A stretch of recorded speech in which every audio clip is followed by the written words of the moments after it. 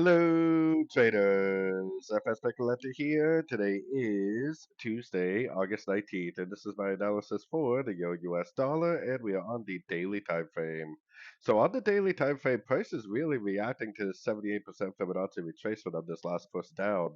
Now, we also have an engulfing move to the downside on the euro dollar and the pound dollar, which would indicate to me that it seems more likely that we would at least make a push down, whether it's a crescent to this five-wave structure up, one, two, three, four, five, and then it continues the uptrend from there, or whether this turns into a much bigger pattern, like a big WXY, like a 333 or something. We don't really know, but we do know that the price is reacting to the 78% fib.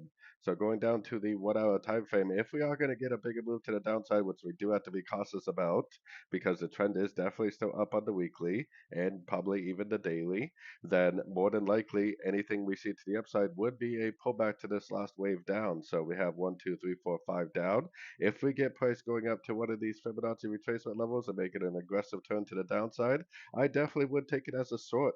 What we should be doing is looking for shorts and learning and earning at the same time, whether this is all going to be a crescent to that daily wave up or if this is going to be a much bigger move to the downside. So anyways, don't forget to check out my website linked over here in the corner. And as always, thank you for watching and happy trading.